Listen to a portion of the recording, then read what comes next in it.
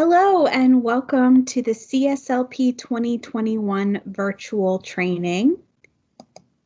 This webinar recording is approximately 1 hour and is worth 1 LEU or Library Education Unit for Indiana Library staff.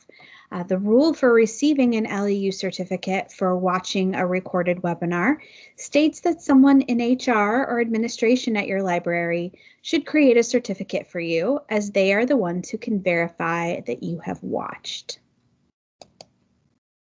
In case you don't already know me, my name is Beth Yates, and I am the Children's Consultant at the Indiana State Library in our Professional Development Office. I also happen to be the Indiana State Representative for the Collaborative Summer Library Program. CSLP is the organization that comes up with that common theme every year. This year's theme is, of course, animals, and the slogan is Tails and Tales. And CSLP is a nonprofit that is run almost completely by volunteers. Those volunteers might be state reps who usually work at state libraries like I do, as well as quite a number of public librarians across the US. We operate by committee, so there's an art committee, a vendor committee, manual committee, etc. And just in case you're interested in ever participating on a committee, CSLP FYI opens the committees to new volunteers every fall, and I usually try to announce that on the Indiana Library listservs in Child Prog, Yappers, and in PubLib. So keep your eyes peeled on those listservs starting in late August of 2021 if you might want to participate.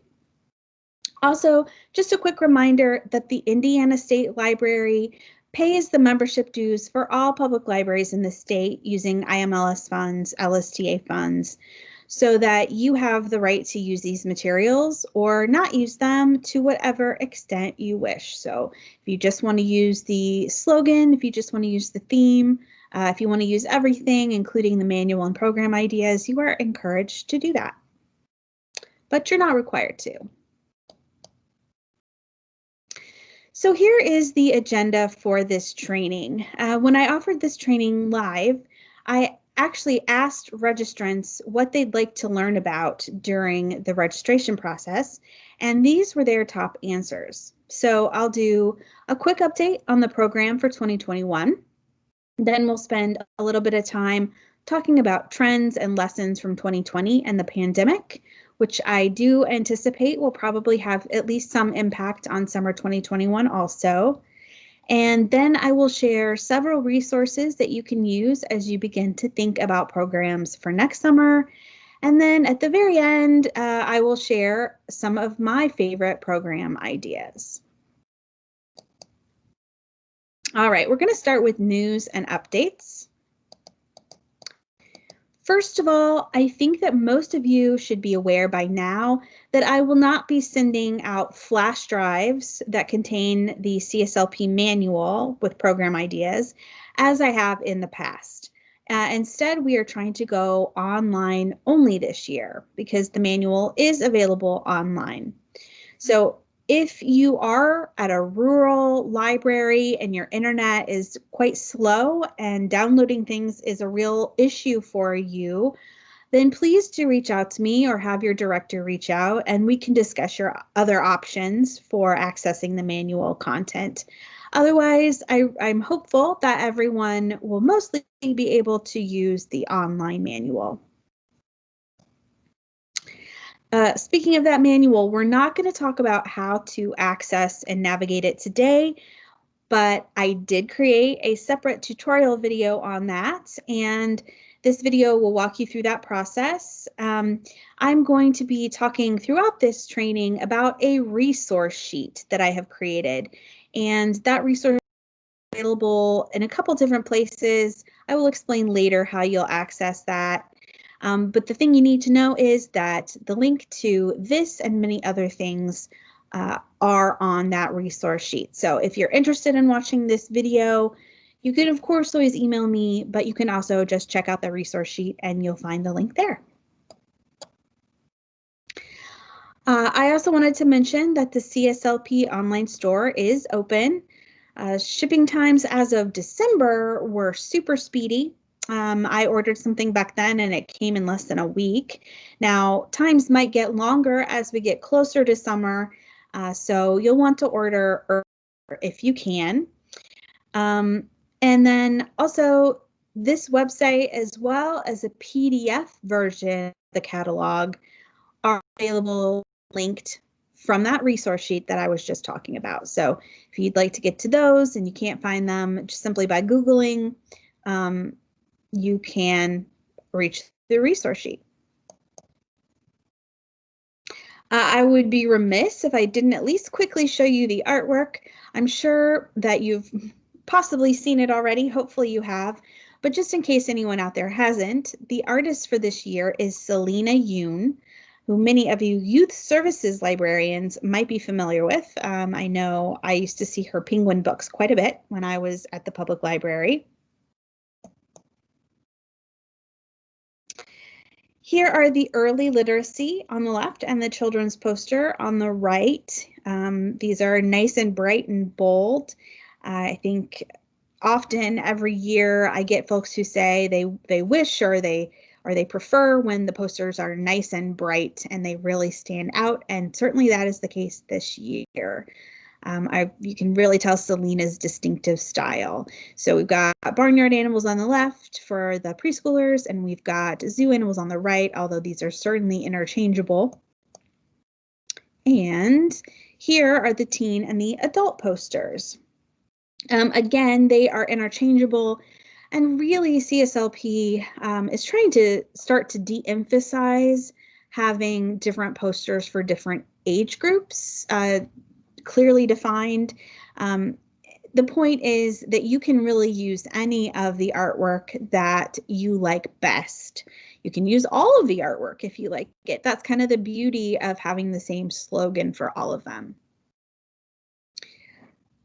You will see also some of the clip art kind of scattered throughout all of the slides in this presentation. In fact, I've already used a few of them. And just a side note, yes, this teen and adult artwork is very centered around ocean animals. And yes, next year's theme, the 2022 summer theme, is oceanography. And the slogan will be Oceans of Possibility. The Blackall will be the artist. So the reason why those two are back to back is that there was actually some switching around of the theme and the artists, and it just happened that this artwork had already been approved, and oceanography ended up back to back with it. Now, I personally don't think that it's probably going to be a very big deal with your patrons. In fact, they probably won't really even notice, but I do know that some library staff might find it either confusing or maybe they're not thrilled about that. But I just want to kind of calm your fears that, you know, most patrons are not going to notice. Also, I just wanted to bring it up to not only avoid that confusion, but also mention that if you're someone who is so inclined to, you might save some of your ocean-centric animals to program next summer around, or don't. Don't save them. You can do them this summer. It doesn't matter, because again, I don't think that they will probably notice or care. And certainly I know I have not seen the oceanography artwork yet, but my colleague who is in charge of the art committee has, and she told me it's great, and she really likes it, and it'll be very different from this. So there's something else to look forward to next year. And that's really it as far as updates about the program itself for the time being anyway. So now we're going to move on to trends and lessons from 2020. So over this past year, I certainly noticed the common theme whenever I would go to a roundtable or another discussion with lots of librarians. And everyone just really wanted to know how everyone else was handling things. How are you doing it? So to give you kind of a general overview of how some librarians handled 2020, summer 2020, in the hope that you can perhaps take parts of it and use it as you're looking towards 2021. So I actually sent out a survey in August of 2020 after summer 2020 was over, and I asked about various aspects and how different libraries handle different things. I had about 63 people respond, and it is very important to note that we have about 236 library districts in Indiana. So 63 is not even half of the libraries. So, and that's if each response came from a different library too. So I want to emphasize this is certainly not a scientific study. I fully acknowledge that. But the sampling that I got was from libraries of lots of different sizes. So I think it's still a nice snapshot, and I'll give you an idea of what some folks were doing. So when I asked what adaptations libraries made for COVID last summer, about 60% said they did some sort of online registration or tracking. Now, I'm not certain because I didn't collect this information, unfortunately. I'm not certain who added online registration for the first time last summer. Certainly, there was a good chunk of those folks who already used online registration or tracking. But I know also a good chunk added it this year, but I don't have that exact number for you. I think what's notable here, though, is that a good 40% did not use online registration or tracking. So if you were one of those libraries who either couldn't afford it or you just, there was too much craziness, too much rush around, May, trying to figure out how you were going to do your summer reading program because we were in a pandemic, you were not alone. In fact, quite a few libraries did not use online registration or tracking. About 56% offered some sort of paper log. Now, obviously, 60 plus 56 adds up to more than 100. So there is some overlap there of libraries who used both, which is a really great option if you can do that, if you're capable, if you have the financial capability to do that. Because you're kind of getting the best of both worlds. You're able to reach those who do have online access safely. You're also able to hopefully reach some of those who don't have internet access. So that was another option. About 27% actually eliminated registration and or tracking altogether. So if you add that in, certainly that means that quite a few must have used both online and offered paper logs. So if they eliminated registration or tracking, it was for a variety of reasons. It could have been because they wanted to make it easier on their staff in this kind of strange time. It could be that they wanted to make it easier on their patrons. It could be both. It could be lots of other reasons. Either way, it is certainly a valid option, and I was very interested to see that so many opted for that. And then about 94% of the respondents said that they offered virtual and take-home programs.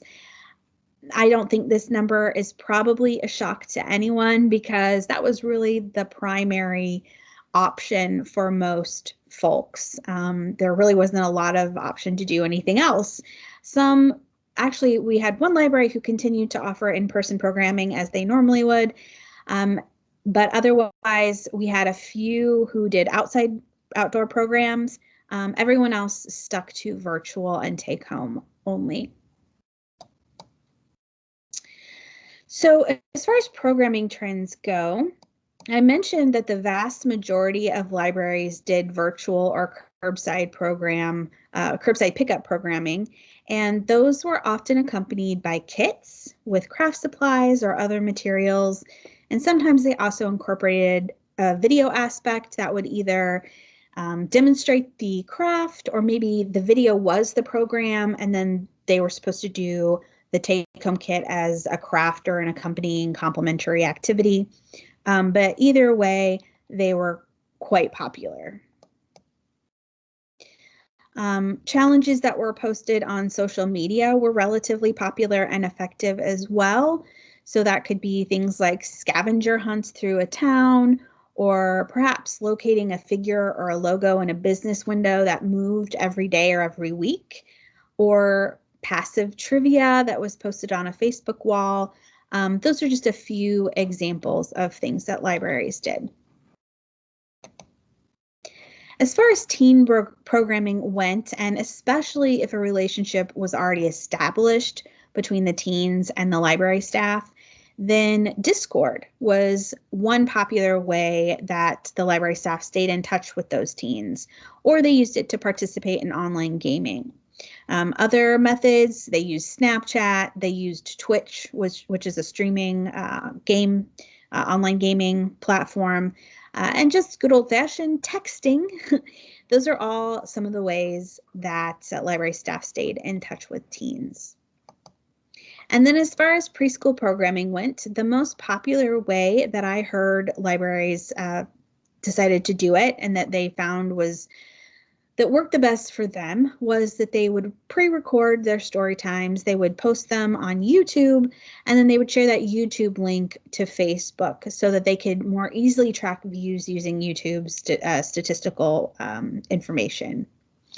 Now, some libraries reported varying success with it. A few had great success with it. Some reported middling success, and then others said it was a flop for them. So if that was you, you're not alone on that one either. And the reason why participation may have been low or may have died down after a little while, it could be a variety of things. Certainly burnout was a major one. But I think it's important to note that even if you were only reaching a few people with your story time, it could have a big impact on those few people. I've heard lots of stories of libraries who heard that the parents or the children were just so thrilled to see their face. They hadn't seen it in a long time, or, they miss seeing it every week. And so just for that it was worth it. I know that it was not an easy thing to do, those online story times. I know it was a struggle, and I know it was not in everyone's comfort level, comfort circle. But applause to those of you who did give it a try, whether you had success or not. And success is not measured just by numbers, as we will talk about here in a minute. Finally, some advice shared by the survey takers and that I gleaned from the responses. So first of all, I think one of the biggest complaints, or not complaints, but one of the biggest struggles that libraries had was reaching people, especially teenagers. That was a real difficult one to reach, especially when it came to summer reading participation. So my primary suggestion for that is to work on developing connections now during the school year. Utilizing the schools themselves as much as you're able, utilizing other organizations in town that are reaching children. So if you have a YMCA, if you have a local hangout place where the teens are going, that's not just their homes, then maybe you can build a partnership with those organizations too. When it comes to developing relationships with the schools in particular, I know that can be a struggle sometimes, especially right now. The schools have their own concerns, but I think the key is really to be persistent and not give up. So if you don't have success with one area of the school, try another one. If the administration is not able to help you out right now, try the school librarian. If the school librarian is too busy or preoccupied with other projects, try an individual teacher. The other tip I have is to offer them a specific service. So you don't just say, hey, we're here if you need something. You say, hey, I can do this certain thing for you. So whether that is I can deliver books to you, or I can do book talks for you. One example I have is at my old library, I cold emailed. I just looked up on the school website the email addresses of the 5th grade teachers at one of our elementaries. And I said, hey, I can come do book talks for you. I know you do a genre assignment because the kids come in looking for books in different genres. So would you like me to come in and do a book talk and I can talk about books in different genres? And they said, or one of them said, yes. One out of the 3 said yes that first year. And then from there, it kind of grew, and I started doing additional teachers at that school. So once you have your foot in the door, you can establish a relationship with that teacher. You can go to them and ask them for advice, or you can go to them and ask them to work with you on another project. So try that. Keep that sort of thing in mind if you're having trouble reaching out to your schools right now. Teen library staff, one more thing. I want to mention teen advisory boards to you all. And I know that's something that most of you are familiar with, and some you may have either tried it or maybe you actually have a successful one. If so, that's fantastic. But if you've tried it before and struggled or never tried it, if you can't get teens into your library, what you can try doing is reaching out to the school librarian, a specific teacher you have established a relationship with. Maybe you find out who the NHS, the National Honor Society sponsors are, and you ask them if they will nominate teens to be on your teen advisory board. This way, it's an honor to participate. It's something they can put on their college application if that's something they think they might want to do in the future, or on their job resume in the future. And maybe you can offer volunteer hours, if that's not enough of a draw. Maybe they can get volunteer hours for doing it or something. But that way they're kind of being driven to you instead of you having to try to pull them in, especially if it's kind of a prestigious thing. But the reason why I bring up teen advisory boards is that they are an excellent jumping off point for a lot of teens being involved in the library. It involves lots of social emotional growth for them, a lot of taking on of responsibilities, voicing their opinions and ideas. And here's the kicker, they can be done virtually. So you could meet with the teens over Zoom or something. So right now, you can start now. The bottom line is work on those connections now so that next spring and summer, you hopefully aren't starting from scratch. All right, so I'm off my soapbox now, onto a new soapbox. The next one is that quality over quantity is really, really key right now. Everyone's statistics are low. Everyone's across the entire country. Everyone's numbers are low. So the goal has to be that you're steering the focus away from the importance of statistics and measuring your impact, and instead you are focusing on quality interactions with your patrons, the ones that you are still seeing or interacting with in whatever way. Then the goal would be to replace telling the library's story with statistics and start telling the library's story with stories. So take note of positive interactions and comments by patrons. And, maybe you have a notebook, a physical notebook you write them down in. Maybe you have a document on your computer that you jot them down in as they happen so you don't forget. And then those are the stories that you can share with your administration, with your board, with your community stakeholders, with your legislators. I know ILF loves to hear these stories because they can take them to the legislators and say, hey, look at the wonderful things that we're doing for families in our communities. And finally, flexibility is so important right now. As you look to next summer, we really have no idea what the world will be like. There is a glimmer of hope. There's a glimmer of hope. Vaccines are starting. They're starting. But we still don't have a great, clear picture yet of how long it will be before the average Joe is able to get vaccinated. And so we still don't really know when things are going to quote unquote return to normal, and what we'll want to be doing in our libraries this summer. And for that reason, I personally recommend planning as if you'll be virtual. I know that's probably not what everyone wants to hear. But what you can do is look for programs that could potentially switch to in-person if that is what you prefer, so that you kind of have that in the back of your mind. You have a general contingency plan, and you're starting now planning for that. You're starting in January, February, instead of having to wait until May. And then all of a sudden May, oh, we get to do programs in person. What am I going to do? Or, oh no, I planned all these in-person programs and it's still not safe. What am I going to do? How am I going to do this virtual? You have a little more room for flexibility there. Okay. Now, I did mention that statistics went down across the state and nationwide, and libraries have moved to lots of virtual options for offering programs. We know that.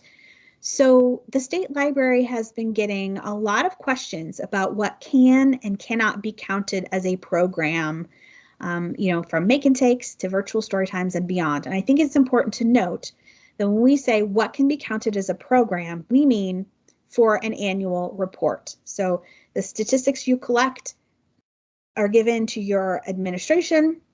Your administration fills out an annual report for the state. The state then takes those statistics and they go to the federal level. And so none of these statistics are to monitor what libraries are doing in like a, you're doing the right or wrong thing sort of world.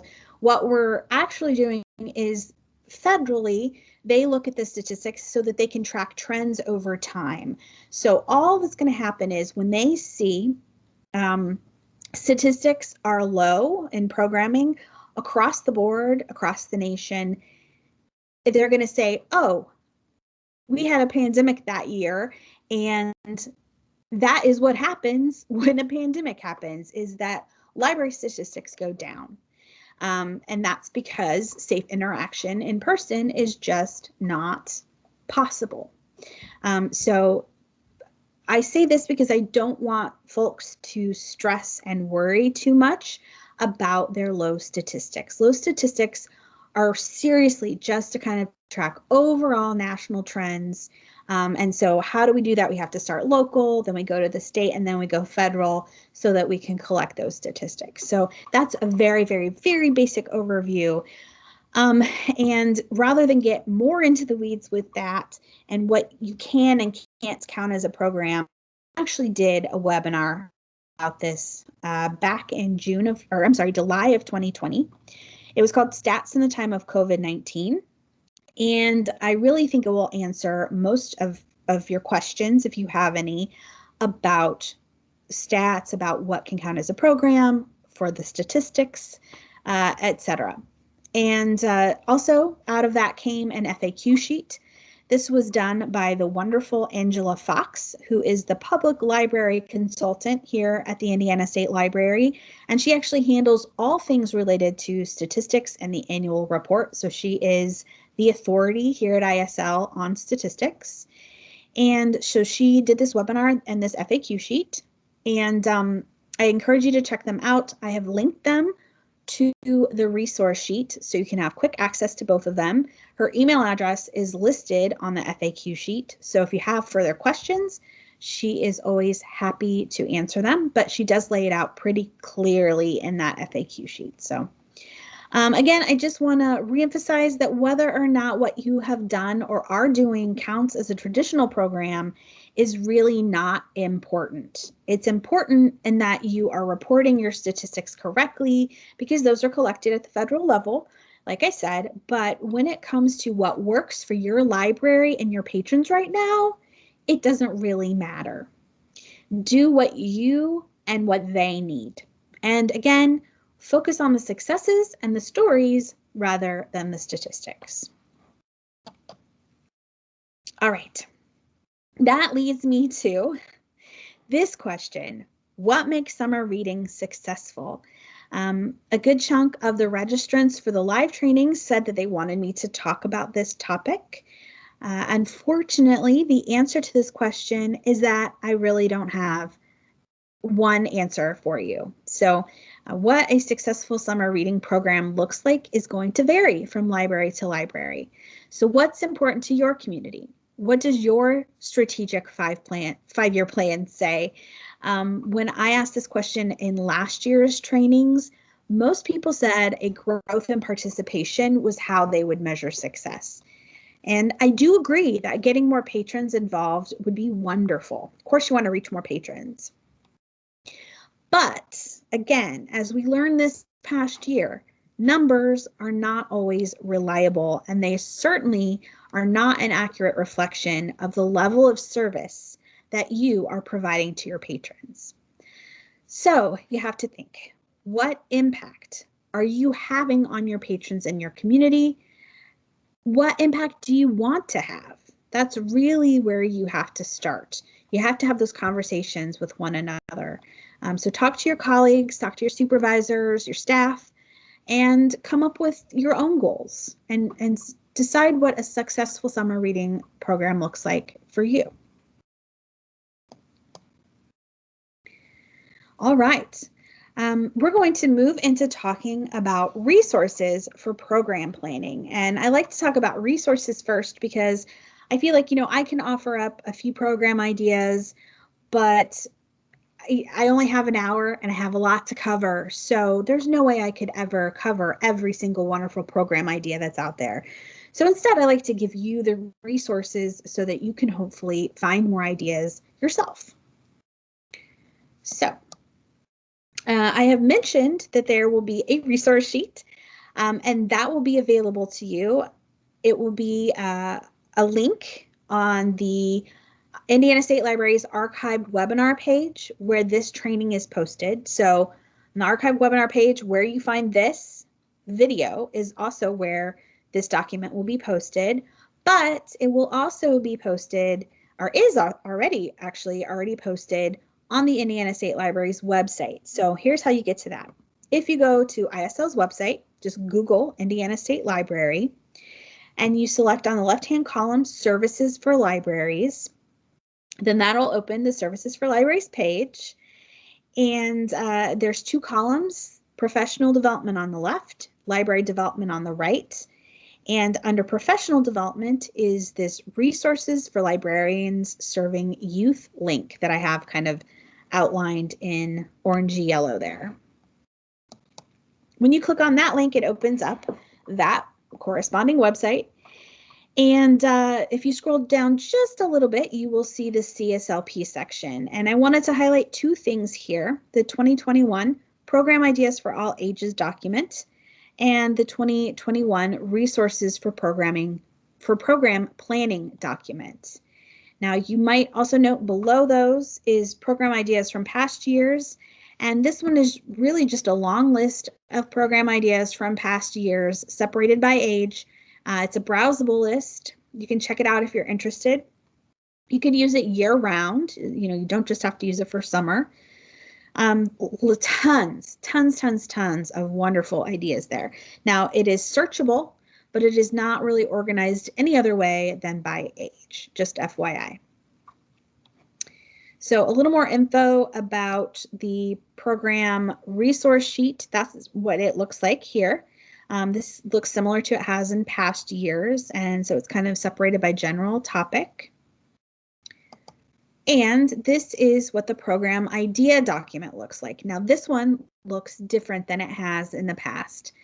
In the past, it was just kind of a list of programs, just like the past program ideas. It was just kind of a list that was separated by age, and then other than that, you just could browse or search by hitting Control F. But in this case, this year we're trying an Excel spreadsheet, and so you can actually sort by age group over on the left. You can also sort by virtual or in person, or it could be a combo of the two.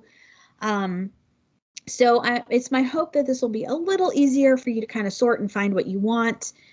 We're giving it a try. We'll see how it works. And those ideas on that sheet came from folks who filled out this form. This is my call for ideas for people to share. I hope you will also consider adding something to this form. It's linked also from the Indiana State Library's archive webinar page where this training is posted.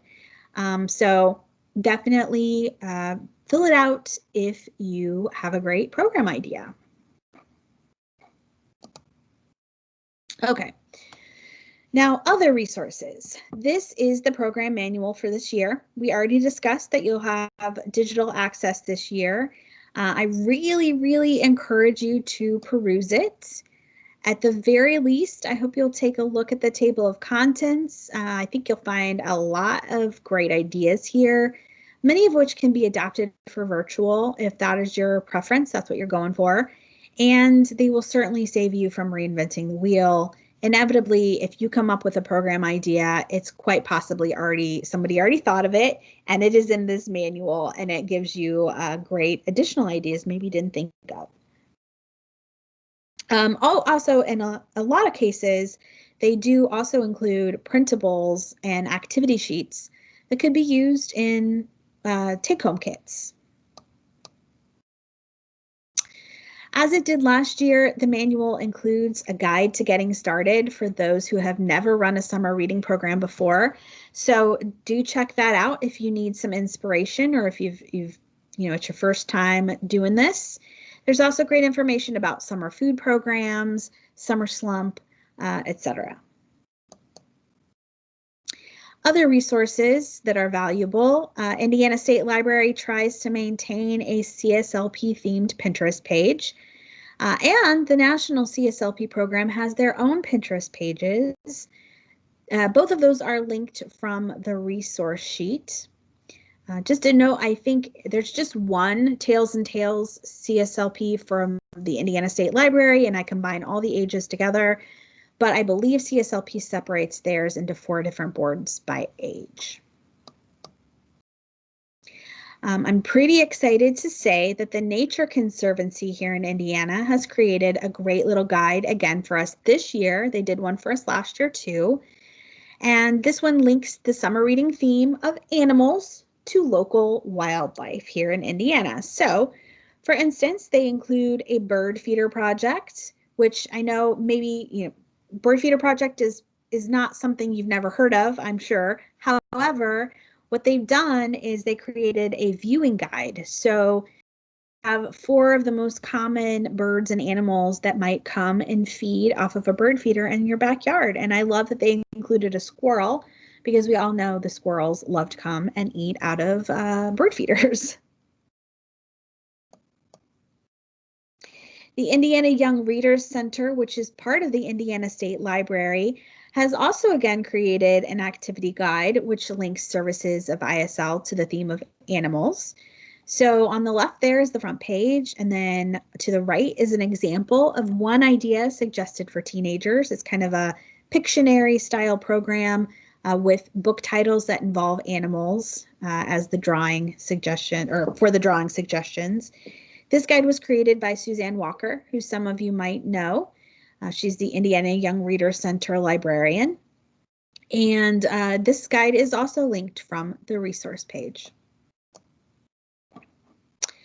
I also wanted to point out that the Indiana Wildlife Federation's website has some helpful resources if you want to program around Indiana wildlife. They offer info on butterflies and butterfly gardens, info on native plants and habitats and things like that. So up at the top in that kind of greenish, khaki-ish green bar, menu bar, is where you will find those resources. The IWF issues and the wildlife tabs and the habitat programs tabs, those all have a ton of great info. This one is less a resource and more of a reminder that most counties have some sort of animal shelter, or maybe you share one with your neighboring county. This is the website of the Indianapolis Humane Society, for instance. I really encourage you to get in touch with them if you have one, and see if perhaps the library could run a donation drive for them, or maybe you offer a program to make blankets or toys for them, things like that. Some libraries have also hosted pet adoption events in the past. Obviously, whether you can do that this upcoming summer is still undetermined, but it's something to consider. It could also probably be done virtually if you needed to. Some of you might be familiar with the StarNet STEM Activity Clearinghouse. It's a great resource for STEM programs. There are full program descriptions included on a variety of different STEM topics. If you search for animals, there are actually quite a few programs that come up, so be sure to check this one out too. And it's also linked from the resource sheet, just like everything else I have mentioned. Moving on to social media, there are a few groups on Facebook that are worth joining if you're on Facebook anyway and you are interested. CSLP has a page, kind of it's the top left image. That's their main page, and that's where they will give program updates. So I encourage you to join that one or like it. But they also finally created a programming specific group, which is in the top right. And this one, you can share program ideas, ask for advice from other library staff, things like that. There are also a few groups run by a public librarian that are good, but for the purposes of this training, I'm going to steer you to the official CSLP pages there. Both of those are linked from the resource sheet. And then at the bottom, the Programming Librarian Interest Group, that one's not summer reading specific, but it is a nice general programming group that you can join, and it is run by ALA. And of course, don't forget roundtables. If you've attended a roundtable in the past, reach out to your leader and make sure a virtual meeting is scheduled in the next few months if you want to start discussing summer ideas. If you've not been part of a virtual roundtable before, but you'd like to be connected, feel free to email me and I can connect you to whomever is leading a virtual group in your general region. And of course, you should always feel free to start your own local group with neighboring libraries, especially in person again. Roundtables are really meant to be library led, so we encourage you to take the lead on those. All right, let's start talking program ideas. And I just want to remind you that the manual has tons of ideas. I'm going to say it again, tons of ideas. And that I have been collecting ideas from library staff in Indiana for the past few months, which is in that programming idea spreadsheet. So I'll share a couple of those as well as other ideas I have found. There's a kind of a mix of ideas here, and it's certainly, like I said earlier, it is not exhaustive. Most of them can be done for a variety of ages. So that's another reason why I picked a lot of these, because you could kind of adapt them easily for any age group. And most of them should be able to be done either virtually or in person. So this first one is favorite animal playoffs. This is kind of a nice passive activity that I saw in a Facebook group. So you can post it on a wall in your department and then have people vote, or you could do it in the windows if folks aren't coming in. It's pretty flexible and it can be done for any age. You could also post updates on your social media. But the idea is to start off with a bunch of different animals, then you have people vote on which ones they like best until you get down to one champion animal. These Smash books, that's what they were called by the creator. They are a take and make activity that a librarian at the Galleon Public Library in Ohio has started doing. I think they're probably called Smash books because they're mixed media, and so when you close them, you have to kind of smash them closed. I could be wrong, that's my guess. But I thought that they were great. They can be done for any age, you know, older, younger, and they just utilize scrap materials. So they hand out bags that include things like newspaper, maps, tissue paper, markers, colored pencils, glue sticks, bubble wrap, scrapbook paper, puzzle pieces, music paper, and then they give everyone a blank notebook that they can kind of start like an art journal in. For this case, the library staff member creates an inspiration page, posts it on social media, and then challenges the kids or teens to create something from what's in their bag. That could be either inspired by the library staff member's artwork or, you know, whatever they want to do. A mosaic art. This one my stepson actually did for his art class. They took photographs and then they opened them in the Google Drawing, which I didn't even realize was a thing, but it's Google. They have their own kind of drawing platform, which is just one of the Google suite. You can Google Drawing and it comes up. And anyway, so they used this shape tool to kind of insert colored shapes over the image to create this mosaic look. And then they deleted the picture that was underneath. And so you kind of end up with this thing that looks like a mosaic. Of course, you can do this with traditional way or other materials, scrap materials. And then you can send any of that home as a kit. But I just thought this electronic version was different and kind of ingenious. And this is another project that could easily go for any age. This is a winter cat shelter for stray cats. You can, hopefully you've seen these before, they're kind of awesome, but you can make them out of lots of different materials, totes and bins, fancy coolers, like expensive, nice coolers, or inexpensive foam coolers like this one. And this project could be a take-home kit or an in-person project. I found the instructions for this one on the ASPCA website, but all you have to do is Google winter cat shelters or stray cat shelters, and you'll get several websites with ideas, and it's also actually in the CSLP manual too. Wild Jeopardy is a trivia program that is in your manual. It points you to places in the manual. It points you to places that you can go for question ideas that are animal centric and where you can go to download slide templates to make it look like Jeopardy. Yet another program that can be done for different age groups because you just alter the questions, right? Chalk on the Walk is an old favorite of mine. We used to do it at my old library. If you're looking for outdoor programs, it definitely doesn't get much easier. This can, of course, be done for kids. They can draw their favorite animal, for instance, or you could invite adults to create some really fancy, beautiful artwork. You know, maybe invite a local artist to come do something. To keep it COVID safe, I'd suggest bagging up a few pieces of chalk per person or family in a paper bag. They can keep it or they can return it, and it can be set aside to quarantine for a few days.